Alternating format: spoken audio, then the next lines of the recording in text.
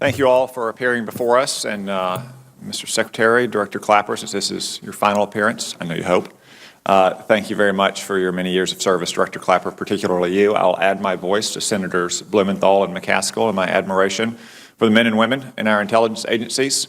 I've had a chance as a member of the Intelligence Committee to meet them here at hearings and at their headquarters and around the world, and they don't get the credit they often deserve. The troops that we help provide for in this committee usually do because they wear uniforms and they're known in public, but intelligence officers don't wear uniforms and they're frequently undercover. So I want to express my admiration and deepest respect and gratitude for what they do.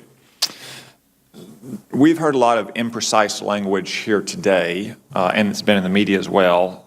Phrases like hacked the election, undermined democracy, intervened in election. So I want to be more precise here. Director Clapper, let's go to the October 7th statement. That says, quote, the recent compromises of emails from U.S. persons and institutions, including from U.S. political organizations, was directed by the Russian government. Are we talking there specifically about the hack of the DNC and the hack of John Podesta's emails? Yes. Are we talking about anything else? Well, that was essentially at the time what we were talking about.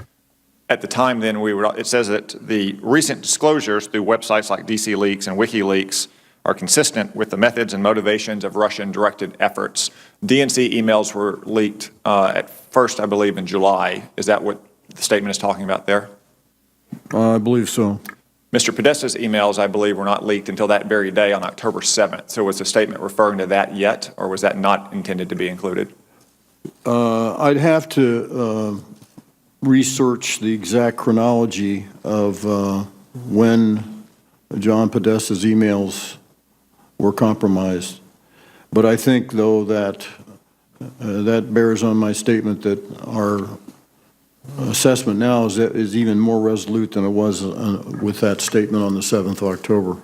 Thank you. Admiral Rogers, in November at the Wall Street Journal Forum, you stated, quote, this was a conscious effort by a nation state to attempt to achieve a specific effect, end quote.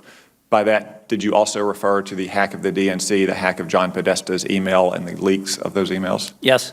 Did you refer to anything else besides those two things? Boy, to be honest, I don't remember the specifics of that one particular 30-minute engagement, but clearly, as I said, what you outlined was part of my thought process. Okay, and then further on in that statement, Director Clapper, the intelligence community says, quote, it would be extremely difficult for someone, including a nation-state actor, to alter actual ballot counts or election results by cyber attack or intrusion, end quote. And you stated that earlier today as well, that we have no evidence that vote tallies were altered or manipulated in any way. That's correct. Okay, so that's what happened. Let's discuss why. Director Clapper, in response to Senator Nelson, you stated that the report soon to be released will discuss the motive. Would you care to give any kind of preview today?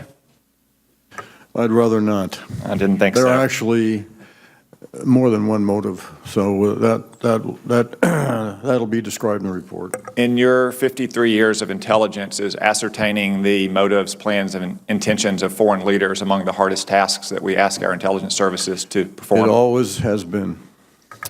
There's a widespread assumption, this has been expressed by Secretary Clinton herself since the election, that Vladimir Putin favored Donald Trump in this election. Donald Trump has proposed to increase our defense budget, to accelerate nuclear modernization, to accelerate ballistic missile defenses, and to expand and accelerate oil and gas production, which would obviously harm Russia's economy. Hillary Clinton opposed, or at least was not as enthusiastic about all those measures. Would each of those put the United States in a stronger strategic position against Russia? Certainly, anything we do to enhance our military capabilities, absolutely.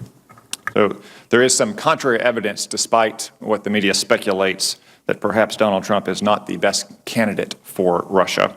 Okay, so that's what happened. That's why it happened, or at least a preview of that we're going to know why it's going to happen. Let's move on to the impact. Director Clapper, you said to Senator McCain earlier, quote, the intelligence community cannot gauge the impact, end quote, on the election.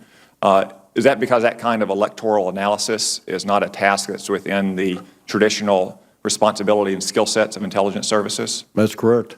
That's something that's more suited for someone like Sean Trendy or Michael Barone or Nate Silver, election analysts that have written extensively on the election. Well, it certainly isn't the purview of the U.S. intelligence community.